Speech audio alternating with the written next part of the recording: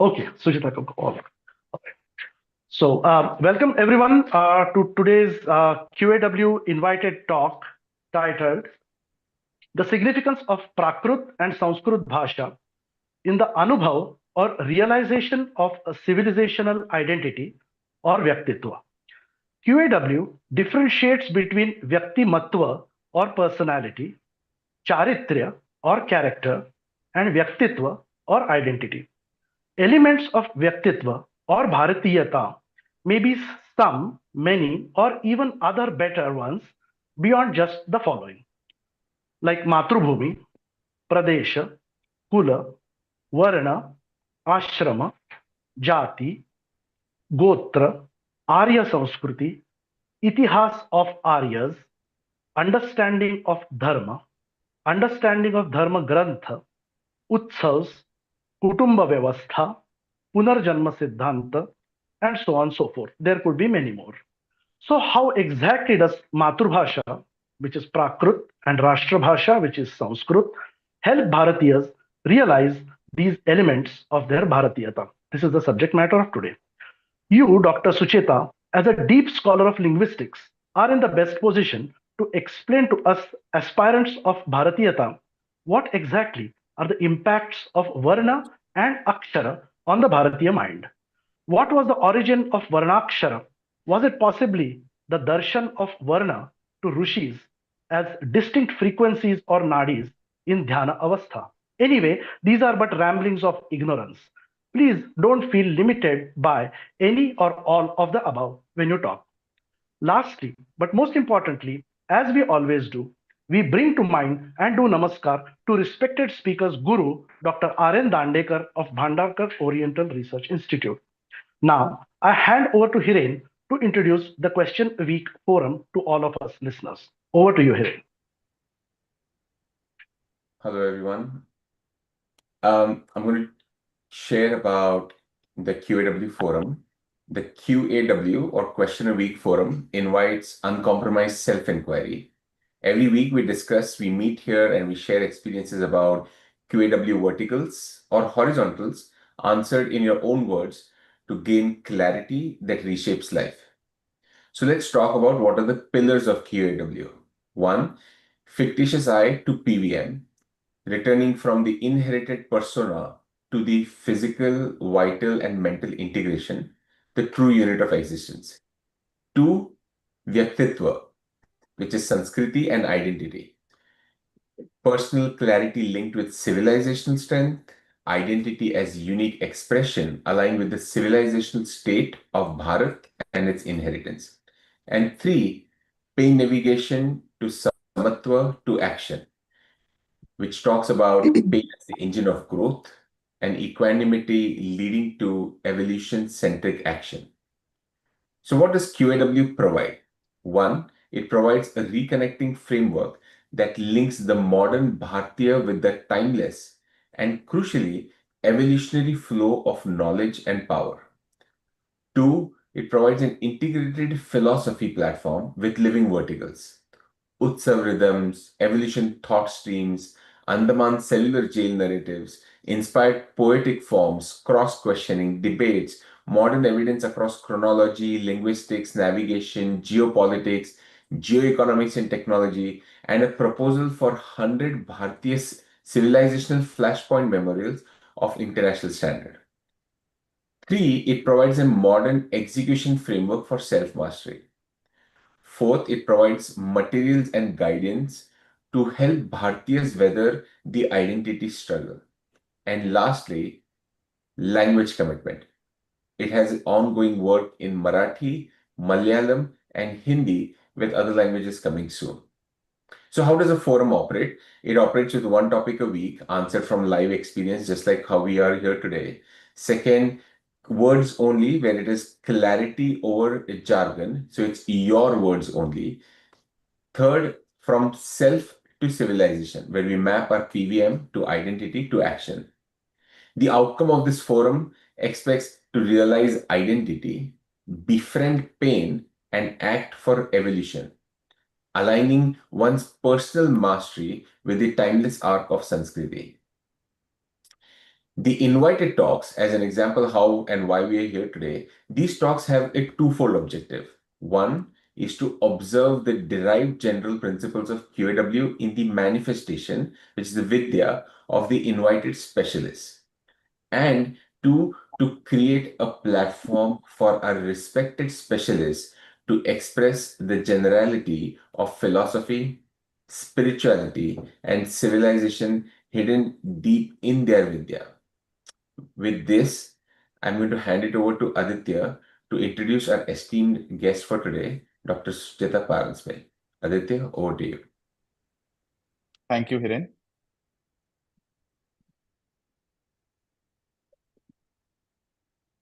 Namaskar. Dr. Sucheta Paranjape is a renowned scholar, teacher, and interpreter of India's ancient wisdom, a rare combination of deep scholarship and eloquent storytelling. With an academic foundation in Sanskrit, mathematics, and philosophy, she went on to earn her PhD in Vedic studies, delving into the timeless truths of the Vedas and Upanishads. Her teaching and research reflect a lifelong dedication to making these profound ideas accessible, relatable, and alive for modern audiences. Over the years, Dr. Paranjape has served as professor of Sanskrit and a visiting faculty at prestigious institutions in India, Germany, and the United States. Through her work, she has introduced global learners to the depth of Indian knowledge systems, highlighting their universal insights into consciousness, ethics, and the human journey. She is widely known for her celebrated lecture series, Introduction to the Upanishads, and her illuminating talks on the Mahabharata and Ramayana, where she brings forth not just the narratives, but the inner philosophies that guide them. Her clarity of thought and grace of expression allow audiences to see the scriptures not as distant texts, but as mirrors of our own life, values, and choices. Dr. Sucheta Paranjape's voice continues to bridge the worlds of tradition and modernity, inviting all seekers to rediscover India's spiritual heritage and to live its wisdom with awareness, balance, and compassion. Thank you, Dr. Sucheta Paranjape, for joining us Thank today, you and very I much. hand it over to Anant to continue. Thank you, Aditya and Hiren, for introducing both of these. And now I invite Dr. Paranjape to begin her talk. Over to you, Dr. Sucheta. Thank you very much. And Namo Namaha. I mean, of course, being a professor of Sanskrit all my life, I would start with Namo Namaha instead of Namaskar and all. But probably most of you, as I can see or as I have realized from going through Q&A platform, are from science stream, right? Most of you. So, I mean, you know everything about science, mathematics, and then discoveries, inventions, and patents and whatnot. But have you ever thought which is the best invention or discovery, more than discovery, which is the best invention of humankind? If you ask me, it is the language. Had there been no language, I wouldn't be talking to you. Had there been no language, there will be no Q&A. There will be no engineering, no medicine, no computer, nothing. So we must remember that language is the basic principle on which the entire knowledge system is based. And that is why language becomes very important. I'm very glad that Anant has used the word Raashtrabhasha for Sanskrit, which is an amazing feast, I must say, Anand. Congratulations, because not many people like to acknowledge that, right? Now, bhasha is to speak. So, bhasha always means a spoken language. I mean, hear words and use words like bhashana or sambhashana, which is conversation, right? And therefore, bhasha always has to be simple. In Sanskrit, they say sarala, sarasacha. Sarala, simple as you can say, and at the same time, it must be beautiful also. Sarasacha. So, bhasha is the backbone of the entire knowledge system. Have you ever thought about how language was born or created? It's obviously an invention, right? We haven't discovered language. Some people thought about it, and basically, I even today I still live in Rigvedic times. So most of my examples will come from Rigveda. And believe me, Rigveda was at least 6,000 years, composed at least 6,000 years back. Okay, so whatever I'm telling you is that old. We must bear this in mind all the time. Did you ever think how language was created? I mean, somebody once told me that some people, wise people, they, everybody could speak. I mean, make some sounds, I would say, not speak. Then some sounds were put together and they formed what we call words, shabda, and a meaning was attached to that, added to it, right? But I'll tell you, this may be one of the theories, and this is how the language was created. But in Rigveda, we have a Dhyana Sukta. Sukta is, I would say, a Vedic poem. And this is Dhyana Sukta. It's about knowledge. And there we are told, Saktumiva tita una punanto yatra dhira manasa vachamakrato. What does this mean? Dhiraha.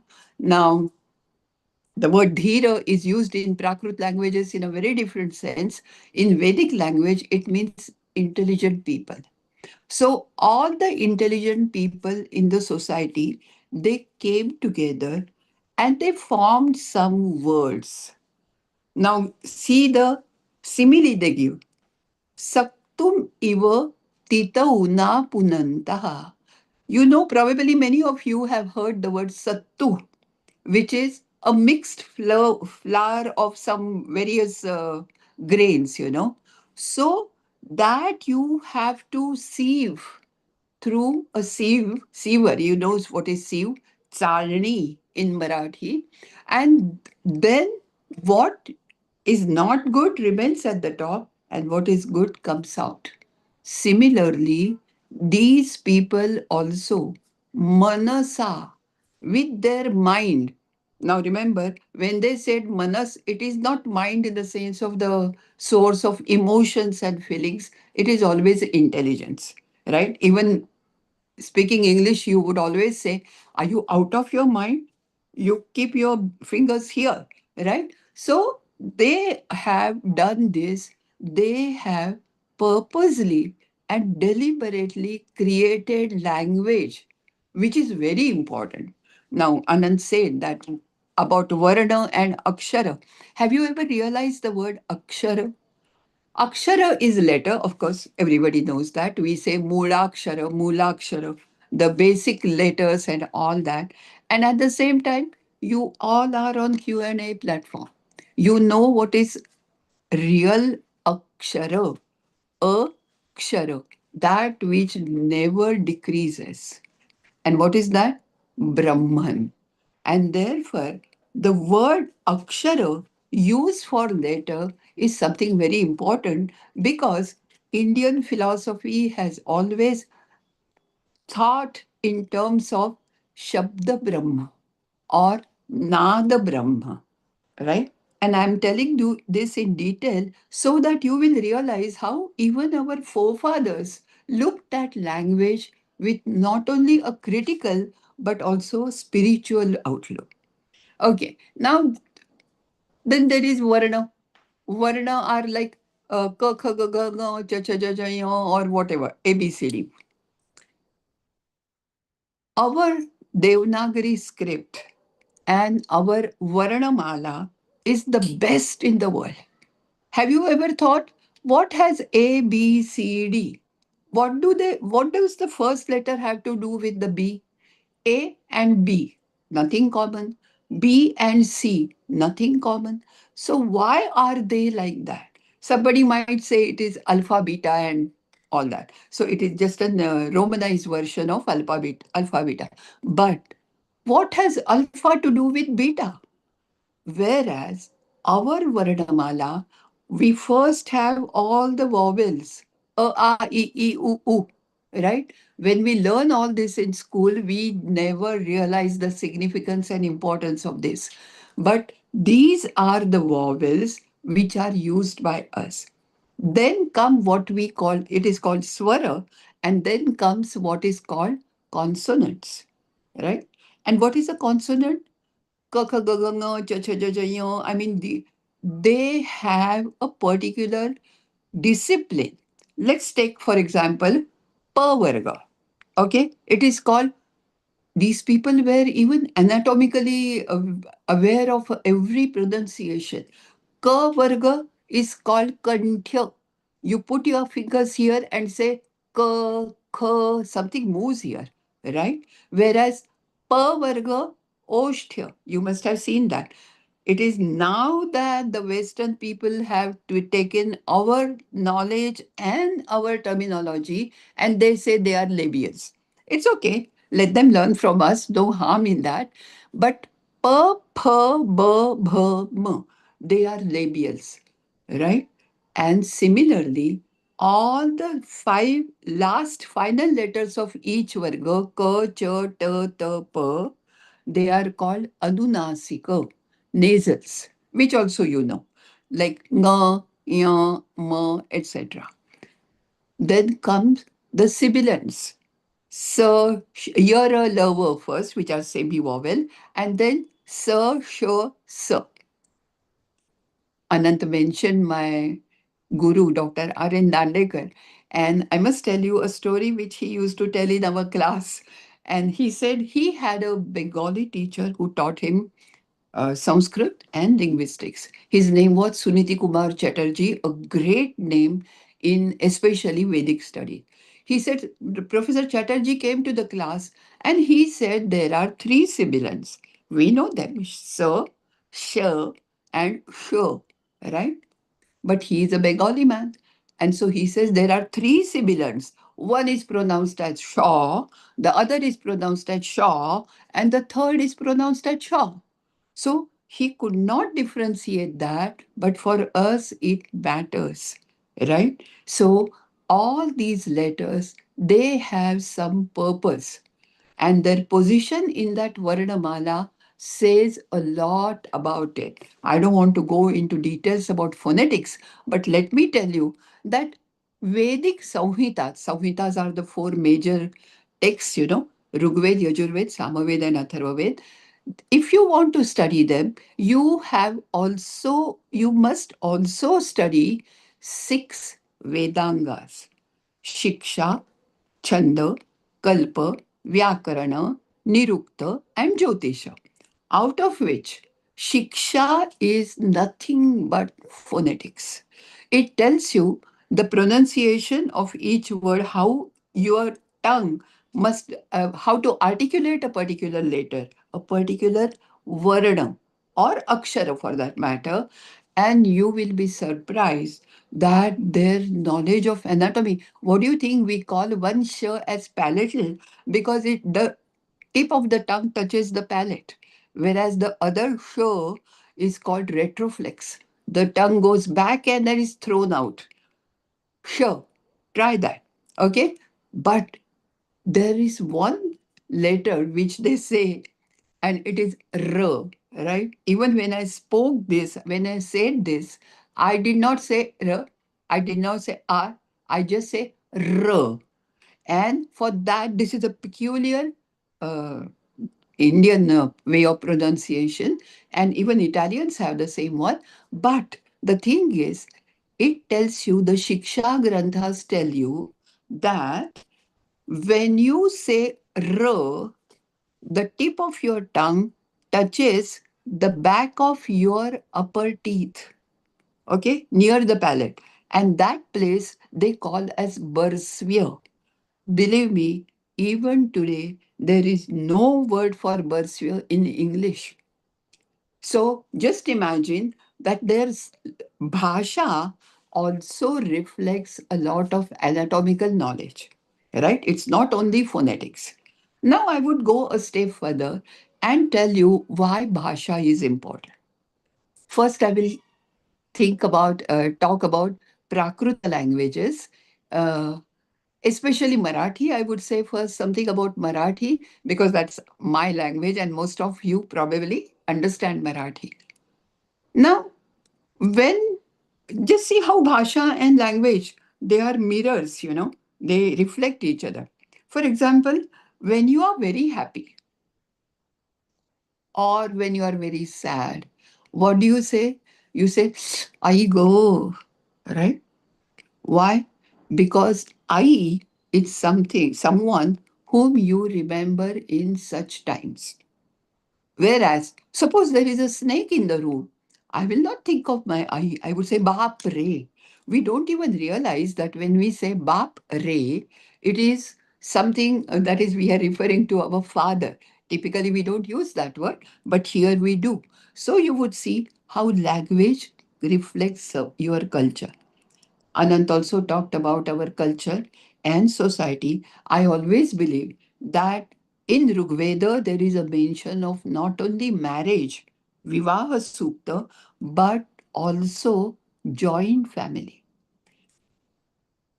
Swasru, that is, I don't want to use this word right now, but mother-in-law, then father-in-law, Swashura, Devara, that is Devru, which is brother-in-law, and sister-in-law, Nanandru. Now, do you use these words in-laws in Marathi? You don't. It is sasu, sasre, dir, nanan. In some languages, Praakrut languages, they also call the mother-in-law as sasuma, right? Even in Marathi, many brides would call their mother-in-law as aho ai, right? What does that show? That shows your culture. This shows your culture. They are related to me only by law, in law. This is not my idea of referring to those people. So, what is our idea is culturally be close and culturally be rich. There are so many words like this. For example, if I say uh, Ananta and Aditya, not Ananta and Aditya, A and B are cousins. Okay? You don't know whether A is a boy or B is a girl. You don't know anything. You don't know whether it's a brother or sister. You don't know whether it is Mausera Bhai or Chachera Bhai. Yeah, in Marathi, Mame Bhau, Atte Bahid. For every relationship, we have different words. What does this show? It shows that for us, our relationships, our close family, in fact, our close family is so big. You all know that our close family has all the names of different relationships, right? So remember that language also reflects your culture. And I always believe, that whenever there is joint family system,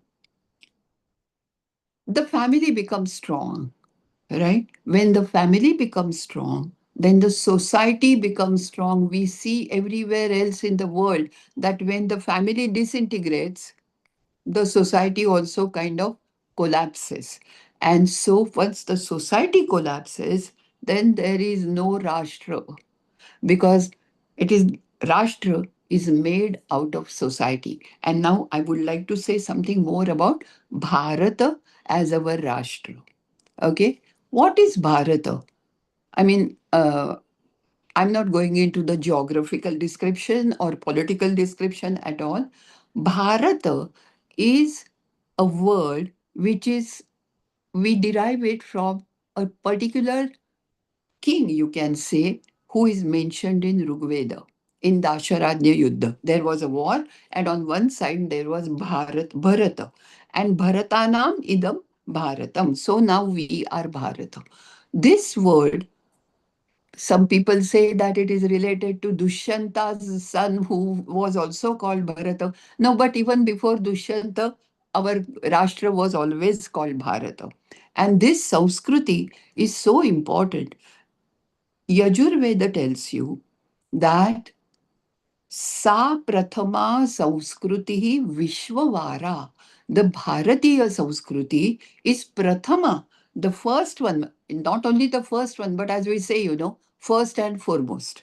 Okay, so that is the first and foremost Samskruti culture, which is Vishwavara, which is liked by the entire world, entire universe. Okay, so just see how our Bharatavarsha also becomes important. Now, I have been talking about other languages, Marathi for example, but suppose we talk about Sanskrit. I don't know how many of you know Sanskrit per se, but maybe in school you learn something and that always helps. And in India, in Bharata, in all the uh, middle class Sanskarita houses, we have something called shloka, stotra, etc. And we keep hearing Sanskrit from the beginning. So we are kind of familiar to that. In fact, like they say, Anand said it is Raashtrabhasha. I would say it is Maatrubhasha. I mean, not because in the census I wrote Sanskrit as my Maatrubhasha, not for that. But Sanskrit is the mother of almost all Indian languages. I mean, I know there are four Dravidian languages, but even in Kerala, if you see Malayalam carefully, there are many words which are originated from Sanskrit. And in that sense, Sanskrit also is a Maatrubhasha. Why we don't know our past is only because we don't know the path to go there. And what is the path? The path is the amazing text written and composed in Sanskrit, which, for whatever reason, not everybody is capable of reading. Of course, nowadays there are many attempts that there are translations, there are talk series, and this and that to get you acquainted with IKS, Indian Knowledge System. But previously it wasn't so. And therefore, if you don't know the language, how would you know the literature? And if you don't know the literature, how would you know our culture? How would you know what kind of knowledge we have? Right? And therefore, learning a language is very essential. I mean, let me come back to Marathi once again, because Anand said that how our proverbs also talk about our culture in our language. See, just one example I'll give you. We are so much used to the idea of karma siddhanta, punarjanma. I won't go into the details, you all know about it already. But what do we say in Marathi? If something bad happens, people would say, Bhog ata apल्या कर्माची फळं. This is a very common expression, and the speaker and the listener may not even know karma siddhanta as such, but they keep saying that. Or काय मागच्या जन्मी पाप केलं होतं म्हणून. So, whatever you have done in your past life, you have to pay for this in this life. So, again, the only thing I want to stress here is our language, our bhasha reflects our culture. That is the most important thing. Again, coming back to Sanskrit and our, I would say ignorance, but our not understanding Sanskrit in its perfect way is the reason why we cannot understand and appreciate our culture. And for that, I feel very sorry, very sad. Anyway, the other day, I was listening to a story. One person who was talking about ancient India, he said that there was a story, some beggar died. And when he was always in rags, not eating properly, and this and that, a real beggar. Okay, always sleeping on the side of the road, whether it is raining or sun or whatever. When he died, under his bed, they found something like 3 lakhs of rupees or something. And the beggar was sleeping on that, and he still did not use it. He must have been aware of it, right? But he did not use that. And this speaker was saying, we are like that beggar. We are sitting on such a treasure of knowledge, but we are not using it. And we I think today somewhere I read that in Anand, probably you wrote that, somebody else on Q&A, that when Copernicus, I read it somewhere, Copernicus first gave the idea of not the universe is not heliocentric, but it is geocentric. No, sorry, sir. Copernicus did not do that. He was not the first one to do that, I would say. In 14th century, of course, we know this as Galilean evolution and all those things. Forget about that. It was in the Rig Veda itself that we have this idea that Surya is in the middle, the earth rotates around itself and again revolves around the sun. Okay? Not only that, their knowledge of astronomy was so great that they know that moon is a satellite.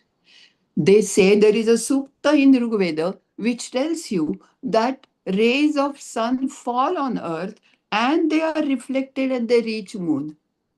What else do you want? Okay. Now, this more than that, a further text called Dirukta tells you there are these particular rays of sun called Sushumna. You probably might know Sushumna Nadi, but particular rays, group of rays, which is called Sushumna, which is reflected on the moon. And that is how moon gets its secondary light. That's what they use the word there. And this is very important because it tells you about their knowledge of astronomy. Forget about that. I mean, they have different ways of calendars, like Vatsara, Samvatsara, Ida Vatsara, Parivatsara, and all those things. Even today, we use Saura calendar and also a lunar calendar. Most of the Hindu festivals and most of the Hindus will follow this calendar, and we use, I mean, the names of the months are Chaitra, Vaishakh, etc. Right? Now, Chaitra Masa, we call it Chaitra Masa. Why Masa? Ma in Rigveda means moon. And so Masa is a lunar month. Okay, I'll give you some other examples. You say Chandrama. Chandrama is what we call translation compound, where two words which mean the same come together just to emphasize it. For example, again coming back to Marathi or Hindi, let's say Hindi this time. आपके बाल बच्चे कैसे हैं? Now, bal, small kids, and bachche both mean the same, but we still use that because we just want to emphasize. So, Chandrama is like that. What is a full moon called? Purnama, right? And what is a no moon called or new moon called? Ma. Amavasya, right? So you will realize that all this knowledge is there in Rigveda, but we cannot understand, we cannot appreciate, or we cannot, what should I say, broadcast our knowledge to the entire world because we don't know the language itself. I'll tell you one story. Long back in 1994, when I was at McAllister, there was a solar eclipse. And there Of course, I mean, in the auditorium, they had some film and all. So I went there to watch that. Believe me, I was the only non-white person in that huge auditorium. In 94, of course, that was the case. And the first shot was a rising sun. And the first sentence of the narrator was, it is in an ancient text called Rigveda from India that a solar eclipse is mentioned. Did you know that? I mean, I'm so happy that these people knew that and they were broadcasting it. So I felt happy and pride. I felt happy and proud. And at the same time, I also feel sad. How many of my country fellows know this? And why don't they know this? Because they have kept Vedic literature away from them. Excuse me. So, if you know Rigveda, sometimes I also feel, that it is not possible for everybody to read Sanskrit in such a in such depth. But you can at least read translations. You can read articles about it. You can listen to talks about it. So unless and until you do that, you will not be able to appreciate it. Okay, there are many sciences where language plays a big role. For example, let's go to maths. Okay, now the very fact that they know the orbit of the Earth, sorry, and how the moon rotates around Earth, everything they know. So it is very obvious that they have advanced mathematics for their help. Otherwise, how would they know all that? Right? You know that it is Indian mathematics which has numbers. I mean, 100 raised to 100 raised to 100, whatever you want to say, there is a word for that. Right? It is not like English. They don't have so many words about higher numbers. Secondly, you also know that the idea of zero, which is so important, was already there in Rigveda, Shunya, right? And Roman script has no sign for Shunya, no sign for zero because they don't know zero. And therefore, when our mathematicians came, real mathematicians, not only rishis from Rigveda, like Varaha, Mihira, Bhaskaracharya, and all that, they started thinking of even negative numbers, which Romans probably couldn't have thought of, because they didn't know. And so, just like Shunya, I want to tell you about two things which people who have learned in science discipline might like that, especially about mathematics. You know Fibonacci sequence 0, 1, 1, 2, and everything, you know that. This sequence was first discovered by an Indian mathematician called Halayudha, and you will be surprised, but now that Fibonacci sequence is called Halayudha sequence, even in books. I would also recommend a wonderful book by one Dr. Bhaskar Kamble, who is teaching in Germany about something, I forget the first word, seed. It's about mathematics in ancient India. Okay, read that because even the Pascal's triangle we find in our literature much before Pascal discovered it, and it is called Meru Prastaro, the binomial dimensions of a triangle, which are given very clearly. There is absolutely no doubt. And then why don't you know it? For the simplest reason, you in the sense, why doesn't everybody know it? Because we lack knowledge of language. If we knew the language, I'm very sure you would have also understood this long before I talk about it. Right? So mathematics is also very important. The third science which I thought was very important is medicine. About mathematics, let me tell you one very important thing. Okay, so these people, our words are very important. The words themselves speak a lot about what the content. For example, what is geometry called? It is bhumiti. Miti is measurement and bhu is earth. So how you measure the earth with length, width, whatever, that is bhumiti.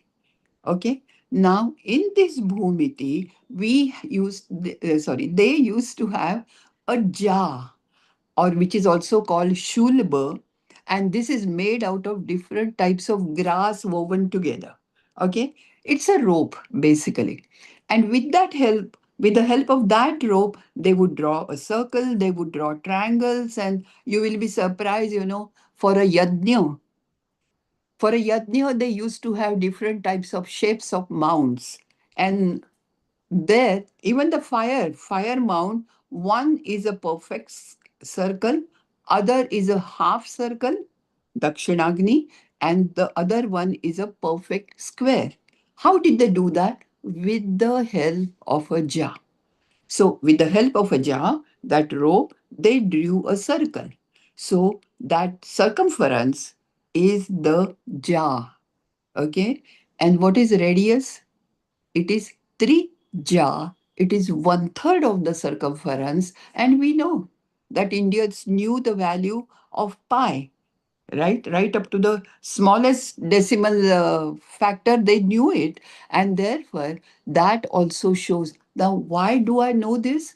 Because I know the words, because I know what is ja, I know what is three, and I know, I mean, unless and until you know the language, you will not be able to understand. And this is true not only of Sanskrit, but I speak about Sanskrit because it is our heritage and our ancient heritage. And just imagine, once you have the key to this entire, what should I say, treasure of knowledge, philosophy, spirituality, everything. I mean, it's amazing. I mean, the one birth is really not enough to learn everything which is written in Sanskrit. And I'm talking only about ancient Indian, Vedic, and then immediately post-Vedic literature. I talked about maths a little bit of. I want to talk about geography also.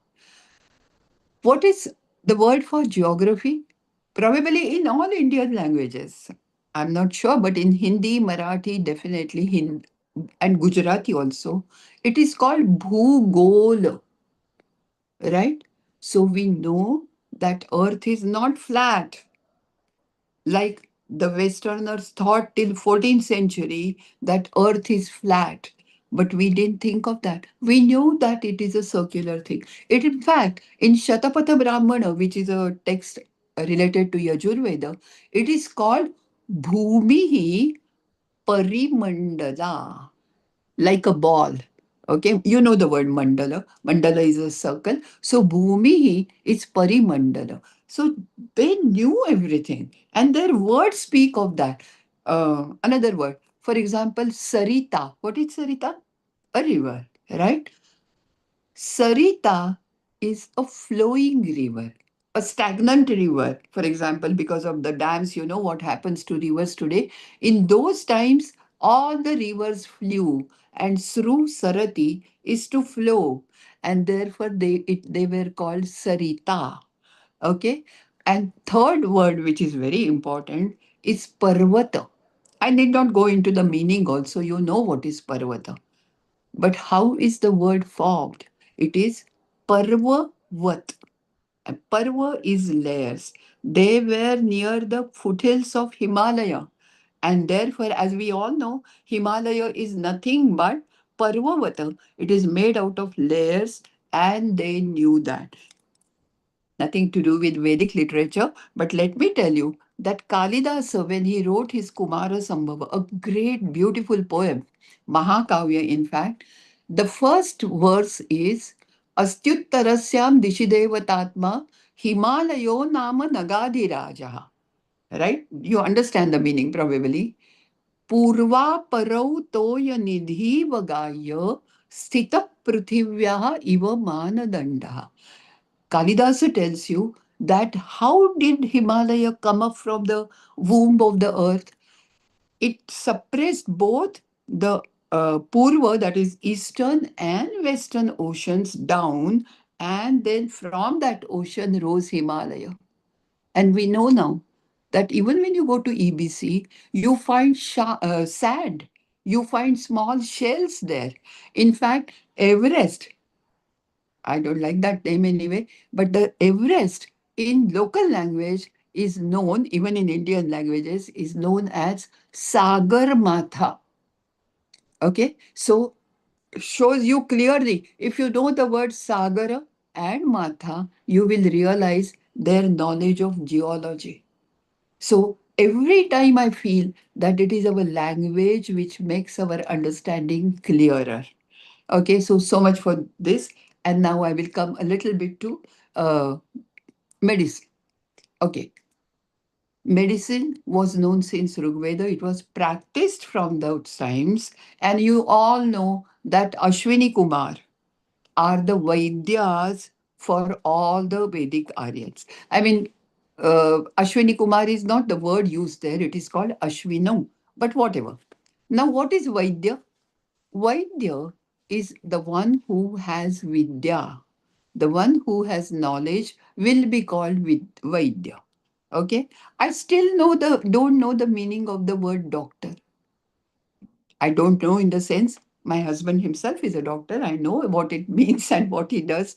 But sometimes I have heard this word, oh, this video is fake. It has been doctored. So, I mean, words speak a lot, right? So, Vaidya is that. And here, again, you have words like Rudrogam mama Surya Harimanam cha nashayo. Hey Surya, please clear or please take away my Rudroga, heart disease, and Harimana. Harimana is literally yellowishness, which is jaundice, right? So there are so many words. They talk also about arteries and veins in Atharva Veda. Amuryayanti Yoshita Hira Lohita Vasasa. There are many, they say, girls or women who are in your body. Some of them wear blue clothes, some of them wear red clothes. Lohita Vasas, red clothes. So, how do we say that these are veins and arteries? Because of the meaning of the word. There are there used to be a Pashu Yaga. That is, an animal was offered in the Agni, which is okay. I mean, this is just development of your culture and religion and philosophy. But they used to dissect this animal.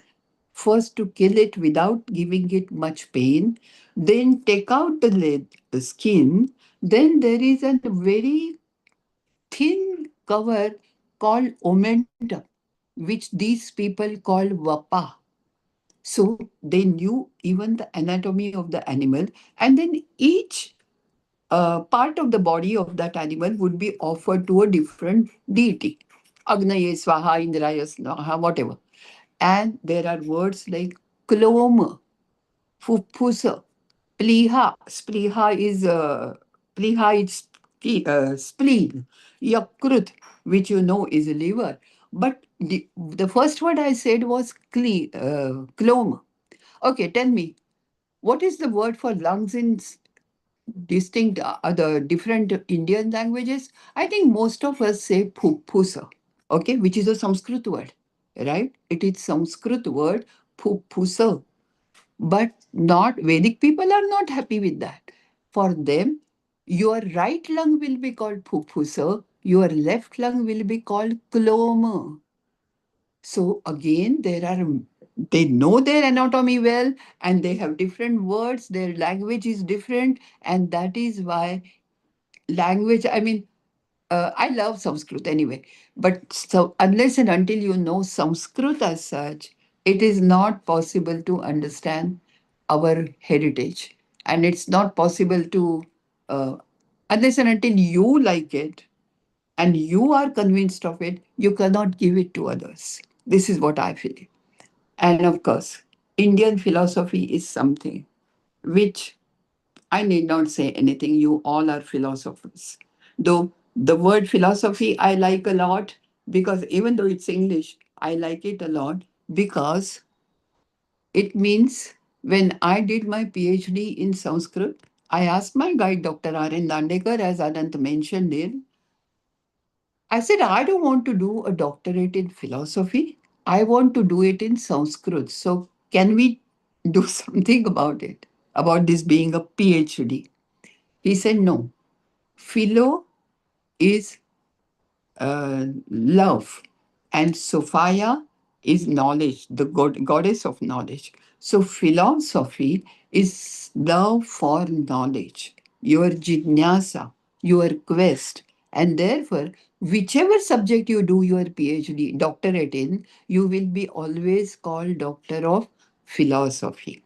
So, philosophy is something, which is ingrained in our, not even blood, I would say, our DNA, right? We take so many things for granted. Nobody taught me. I don't remember who first talked to me about karma or punarjanma or Atma or Brahman. And all these words are very, very significant, meaningful in themselves. For example, words like karma. Kru is to do, and karma is a noun. So whatever you do is your action, but whatever you do is karma.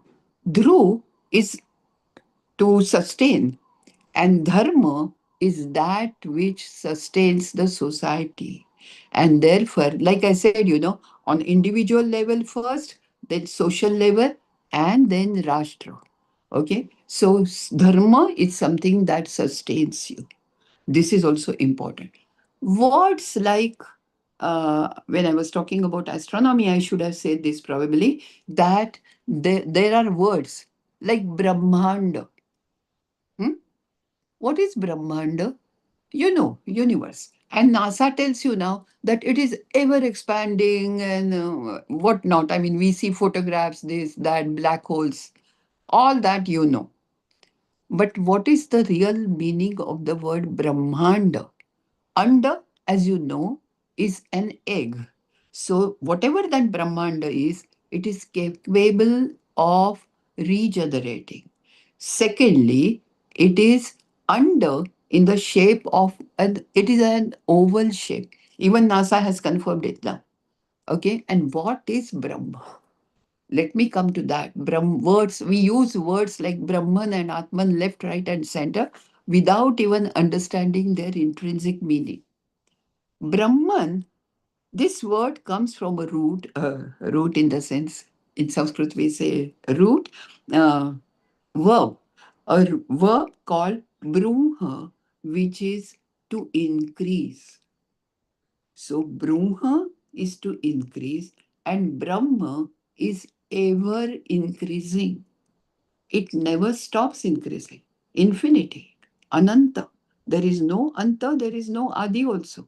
Anadi and Ananta. So that is what Brahman is. Once you understand what is Brahman on the global or universal level, then you will understand what is Atman on individual level. Atman is a word which comes from the root Atman, that is to breathe. Even in German, the verb Atman means to breathe. And so, Atman and Brahman, they become,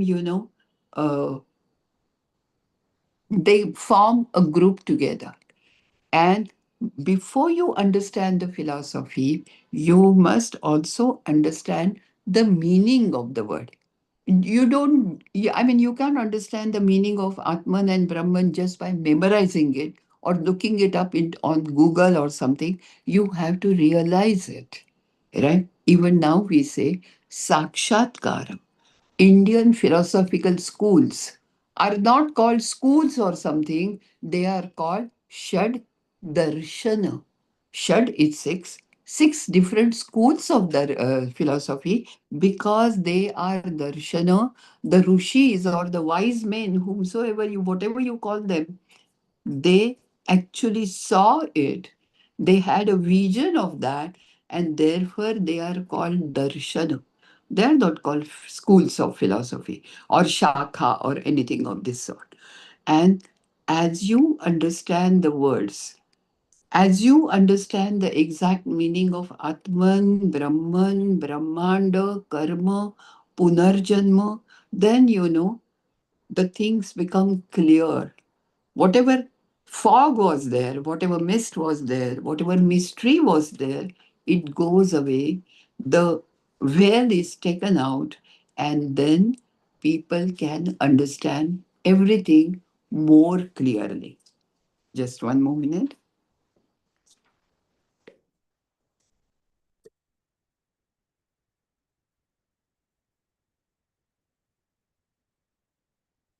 I talked about Ananta's name. Ananta. All our names have a meaning. Remember, I still don't know what John mean. I don't know that. But I know what Ananta means, who will never end. I know what Aditi means. Aditi, Diti is fetters, pash. The one who has no fetters, no pasha, she cannot be bound, and therefore she is Aditi. Or words like names like Aniruddha. See, we split the word in such a wrong way. We say Aniruddha. It's not that. It is Aniruddha, right? And so Aniruddha is that which cannot be bound together. All these are adjectives and all these are names, adjectives mostly of Brahman. If you see Brihadaranyaka Upanishad, where Yajnavalkya talks to Gargi and tells her everything about Brahman, Akshara, he uses the word Akshara there, you will see that the words he uses are amazing. And in Sanskrit, there is one concept and there are many words for that. For example, the words like water, for example. How many Sanskrit words, or even Kannada or Bengali or whatever you main name, how many words do you know? Maybe Pani, Paniyam, Jala, Neera, Vari, and whatever else. In Vedic Sanskrit, there are 101 words just meaning water. And there is a list of these words, which I can show you. It is not that I'm just imagining stuff and tell you. When my professor taught this to me, he said, and in English, there is only one word, water. I said, no, sir, this can't be because I love English too. And he said, English as a language too. So he said, go refer to Oxford or Webster and tell me tomorrow. In those days, we didn't have Google or Chat GPT or whatever you use. So I really went home, and even you can do that. If you go to find out the real meaning or a synonym for water, it says it's a liquid made from hydrogen and oxygen, which is colorless, tasteless, odorless, whatever. So there is only one word in English for water, whereas our language has 101 words. Words are only, what should I say? They are bricks, which build your language. And when your language is built, knowledge is built, right? Even when you learn computers. I remember people would say, oh, I know C, C, C, whatever language, or I know Java, I know C++. plus. So even for computers, you need languages. And our languages are on one hand, they are extempore because, like I said, from Rigveda, they made words and gave them meaning. And at the same time, they also follow rules. And Panini, the great grammarian, gave it also a disciplined form, rules and regulations, which language follows even today. It's not for nothing. Nobody says, that, what should I say? Malaysian is the best language for computers. No. Which is the best language for computers, they say these days? Sanskrit. That is the base because it is a very logical language. And therefore, Sanskrit is, according to me, our Maatrubhasha, Raashtrabhasha, and at the same time, Deva Bhasha also. We always call it Deva Vani. And even our script is called Devanagari, right? Deva, that is not divine exactly, but higher people. And also Nagari, that is people who stay in cities who use language a lot. Okay, I'm just okay. Um, One more thing. There are some words in our language which tell you a lot. I keep saying that again and again, but words from botany also. Okay. The word for roots of a tree is called padapa. Now, pada is feet and pa is to drink.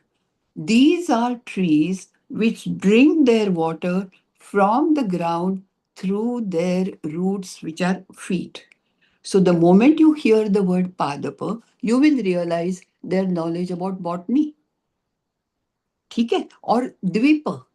Dvipa is the one who drinks twice. Who that animal can be? Elephant. Why? Because it first drinks water takes water in his trunk and then puts it in his mouth. And therefore, these words say a lot more. About zoology, I will tell you one more thing. There are two types of animals according to Sanskrit words. Okay. One is called Shvapada, the other one is called Goshpada. Shva is dog and Go is, cow. Okay. So Shvapada, one who has feet like a dog, that is, they have paws. And how do we use the word Shvapada? Like uh, forest Shvapadas or Shvapadas are always cruel. All cat family, they are always cruel. But Goshpada, they have hoops. They don't have this Shvapada. They have hoops and they are very docile. And like horses, cows, bulls, even sheep and goats, they are all Goshpada. So when they distinctly call some animals as Shvapada and some as Goshpada, they know for sure what their anatomical and also their behavioral pattern is. And therefore, to I will again and again repeat that to understand our great culture, we must know our language, right? You knew English, and so you learned something higher. I knew Sanskrit, so I learned something which was, like they say, brighter than a thousand suns. I really like that. I'm glad that I thought of learning Sanskrit. Now, what happens, I'll tell you one thing. This is also very, very important. Uh, you always talk about artificial intelligence, right? These days, I mean, it's so common. Even when you open a newspaper, I mean, my generation still reads news from newspapers. The first thing notice is almost all the pictures, if you take them for granted as real photographs, no, in bracket, they would write courtesy AI, right? So everything is AI. And for me also, it is AI. Why? Because it is ancient India. Whatever artificial intelligence is telling you, probably our rishis knew it much better in those days. Had the tradition continued, just imagine where we would have gone. And then why don't we do that? First of all, ignorance. We don't know our culture, our heritage, our literature, our philosophy. We don't know anything. Sorry to say this, but I'm not talking only about you. I'm talking about Bharatiyatva in general. They don't know much about it, right? So one again, I would end up with a short, not story, but this is something which we must remember. We have to know our heritage, we have to be happy and proud about it, and we have to teach it to others, not only other Bharatiya, but all over the world. And only then we can be real Vishwa Gurus. I'll tell you again a small story. It is said that Columbus was not the first one to discover America. And we have proofs, that there is a Shilalekhha, a stone inscription found in Mexico, which is written in Sanskrit and which is very old. I mean, carbon dating and all, all that. But they don't want to tell you that. But then why is Columbus famous for discovering India? Because though he did not discover it first, he was the first one to hold a press conference. And this is what we need to do now. We have to hold a press conference.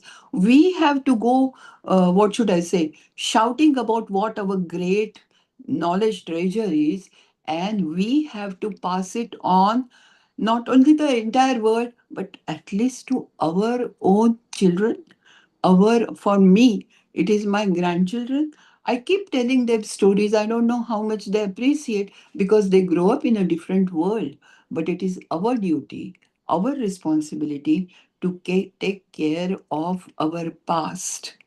Our past is something which is beautiful, amazing, and I just can't tell you how uh, I mean, there are hundreds and hundreds of adjectives I can think of, but I'm glad that at least a part of what I thought I should share with you, I could. Of course, there are many things which I did not for constraint of time or whatever.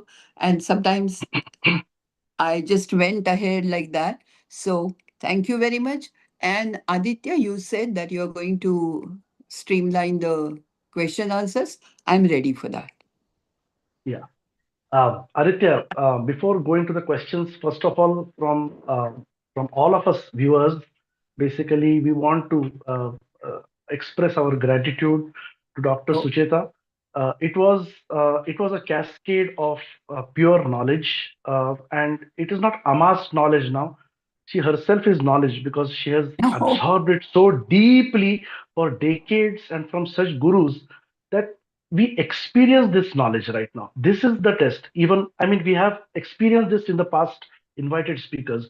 They have become such experts through decades and decades of tapasya that when it becomes a live experience for us. So we have to bow down and we have to do namaskar to their tapasya. It is that is giving us this live experience right now. And this is what we do this QAW invited talk for, that such speakers share their fire with us. Once this fire is shared, what Dr. Sujita expressed as her wish that this must continue, this will continue when the fire is shared. Once the fire is shared, people like us will also spend the next decades that we have with us fervently trying to do the same. So, Dr. Sujita, we express our gratitude deeply. Thank you. And now, yes, and we now take questions. Aditya, can you take up these and tell us? And if not, then whoever amongst us on Zoom, they can also ask some questions. I, for example, have a few, so I can lead if others don't have right now. Please, Aditya. Yeah. So, couple of questions. Mhm. So the first question is, considering what you mentioned, that our culture and our language was so unique and so great, what went wrong over the last 2000 years or 3000 years that we are at this state today where now we have to re-emphasize the importance of our culture and language? Like, where did that deterioration, at what point it happened? I cannot pinpoint a point as such, but I will say one thing for sure, that it was the foreign invasions, who took pride in destroying your culture.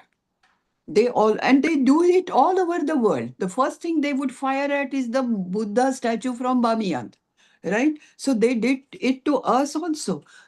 Thousands of manuscripts written on palm leaves were burned on purpose, right? And British didn't do anything different either. They also said that Indians are very proud of their traditional knowledge. We must see to it that it doesn't spread more. Okay, so first reason is foreign invasions. Secondly, in recent times, I would say it is the political angle which has changed a lot. Because up till now, people, those who were in power, they always thought that Sanskrit, Vedas, this or that is a monopoly of a particular class of society, which is not so. In Rigveda, there are rishis who were, I mean, nobody cares about whether you are a Dasiputra or a Brahmana or a Kshatriya or a Shudra, right? But these people emphasized it. And even today in the society, we have this misunderstanding that Sanskrit and ancient Indian literature is only for a select few. No. So probably that's what I see. happened. And it's like, it's a domino effect. So once one thing falls, then goes on and on. Got it. The second question is, I assume in the, say, maybe 2000 years ago, say, or during the time of Shankaracharya, it was all Sanskrit. Uh, Again, this is my assumption, correct me if I'm wrong. And at some point, it kind of, bifurcated into multiple Avadhi and other languages. So why does this transition exactly happen? Like, is it the human consciousness is no longer able to adapt to that frequency or vibration of Sanskrit, and now it has to be more palatable or something like that? Uh, okay, I'll try to answer your question. First thing is, Praakrut was introduced not only after Shankaracharya, but much before that. Buddhism, all the Buddhist literature is in Pali. So, and Jain literature is in Ardhamagadi, right? Jainas come before Buddha. So, Ardhamagadi, Magadhi, there were many languages which were. See, the thing is, even today, I would say, how many people in India, in Bharata, know how to speak good, let's say, Hindi or good Marathi or good English? This will always remain there in the society. So it has nothing to do with whether you understand the vibrations or not, but it is your own liking also, right? So Sanskrit, why? Even Jnaneshwar, when he wrote Jnaneshwari, he said that I am writing this because people do not understand Sanskrit. But believe me, Jnaneshwari is so difficult to understand. It is so difficult, and it is deep, intense, and complicated, and it is difficult to understand. A Marathi speaking person, when he tells me, I read Jnaneshwari every day, I want to ask him, but do you understand it? So, reading and using a language and understanding and appreciating a language are two different things on different levels, I would say. Got it. So, Um, sorry, one last question. So, which is considered the original language in the Indian knowledge system? Sanskrit, because we have no previous evidence or record of any such thing. Incidentally, there is some script which was used in Sindhu Samskriti, right? And it, you will not believe, but till today, people have not been able to decipher that script or whatever. It is pictorial script, so people have not been able to decipher that. So, to the best of our knowledge and belief, Sanskrit is the first language which was, I mean, used for everything, for common conversation as well as knowledge. Okay, thank you. uh, Anant, you may go with your questions. Okay, okay. I may just want to humbly comment on the last question that Aditya asked Dr. Sucheta about. Dr. Sucheta said, commented on the Sindhu Sanskriti language, which was the pictorial form. Probably, Dr. Sucheta, you must have already become aware that there is this person in America called Yajna Devam, who has I know. made a conjecture, and he has presented a research paper based on his conjecture. To the best of his Yes. efforts, he says that it is pure classical Sanskrit that is the outcome of those pictorial. But you are the Yeah. best judge. I'm not. No. If you It want is to, not yeah. that. You are right. I have listened to Yajna Deva, and then there are some of his findings which I have used in my talk also. But it is not universally accepted as such. It is just like hieroglyphics of Egypt. Yes. People give different interpretations and they decipher in a different way, but nobody is sure. Just as Okay. about Sanskrit, we are sure, because in spite of whatever else happened, Sanskrit as a language came to us for last 6 or 7,000 years continuously without a break. Maybe a handful of people preserved it, but I'm grateful to them. So I will go with the next question. Aditya, please interrupt me if viewers on YouTube have a question because they will take priority over me. So whenever there's a question on live chat, please tell me. I will stop right there. Can I go with the next question, Yes. Aditya? There are none as of now. Yeah. Okay.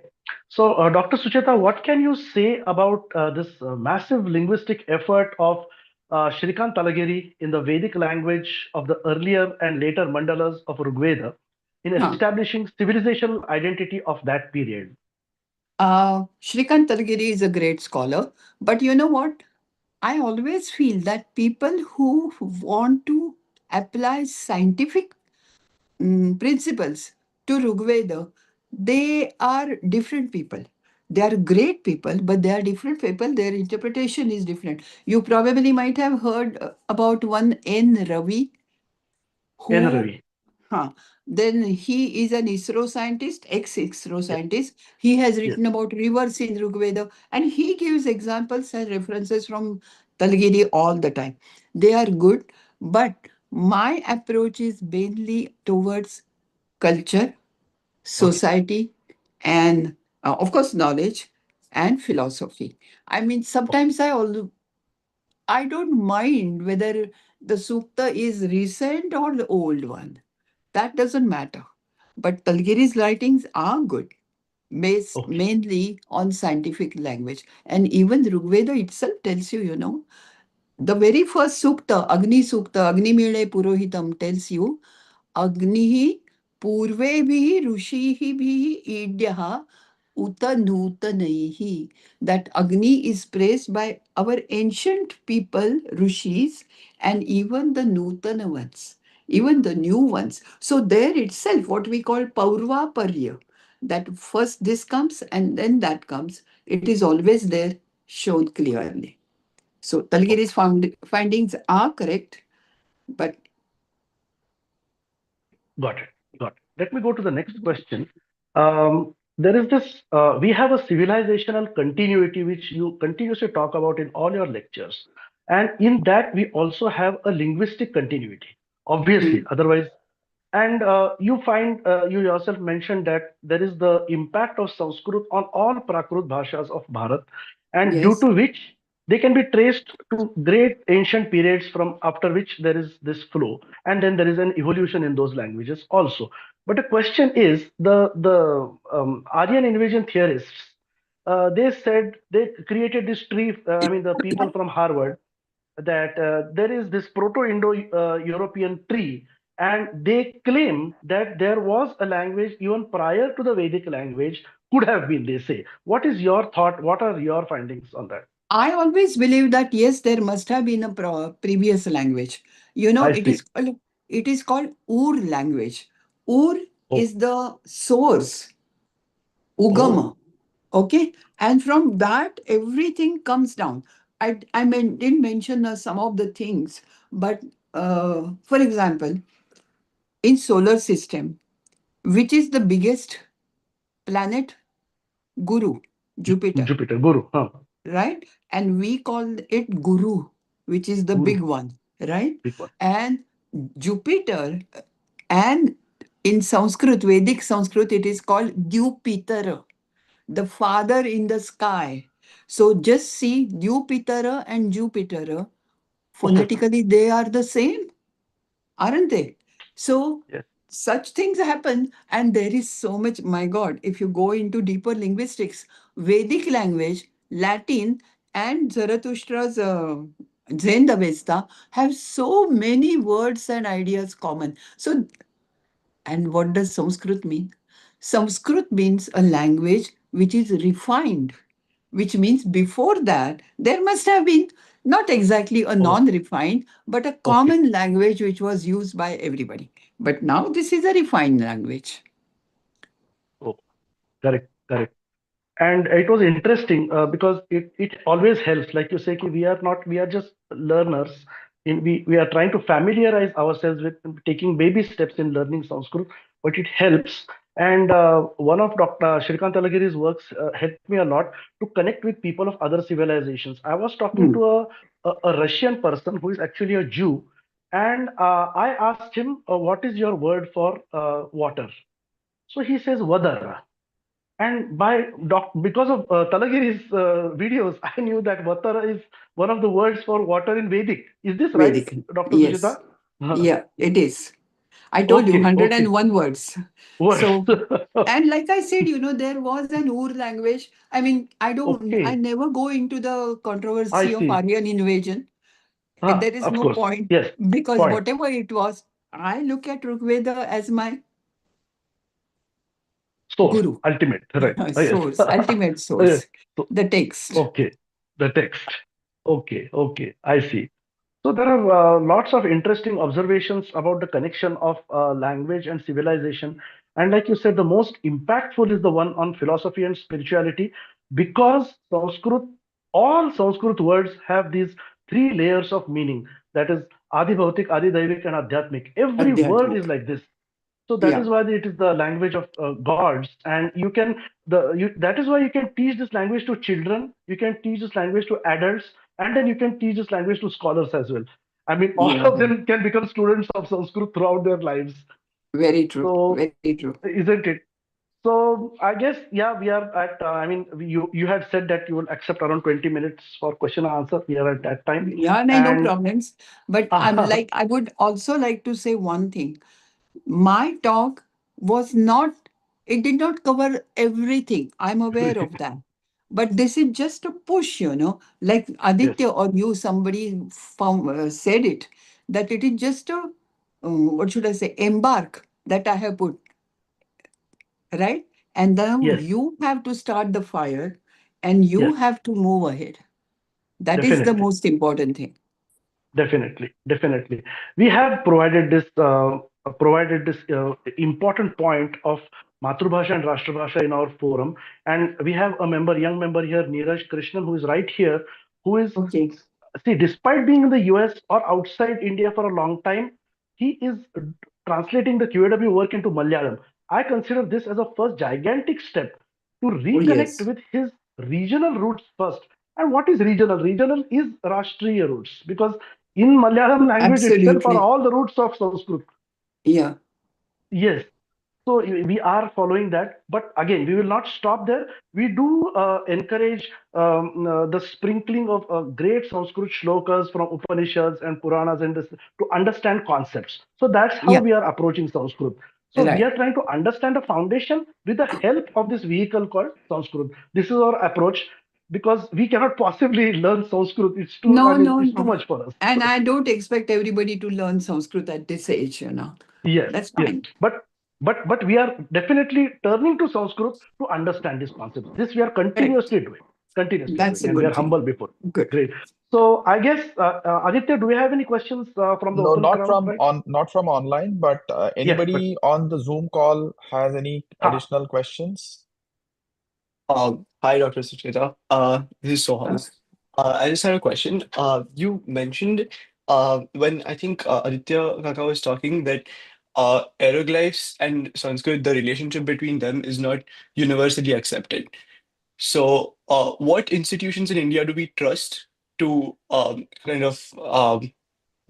do we say that something is universally accepted in terms of ancient knowledge?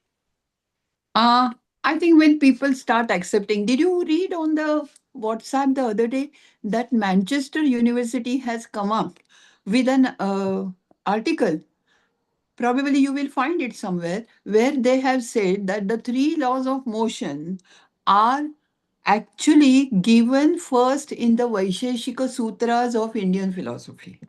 Or, Okay. like I told you, Fibonacci sequence, when they insert the word Fibonacci Halayuda sequence, that is universal acceptance. Or even the Roman numbers, right? Roman Mhm. numbers are now, previously they were called Arabic numbers, right? Right. Ek, do, teen, everything came from Arabia, through Arabia rather. Now they are called Arabic Hindu numbers. I mean, Mhm. again, the name matters. The name matters because it spreads everywhere. And therefore, I would say when it is accepted everywhere, it has to go from India outside. What is happening is we accept Brahma as unending because NASA says so. No, because we say so, and NASA has very recently discovered that. This Right. is what I would look at. This is how I would look at it. Right. Got it.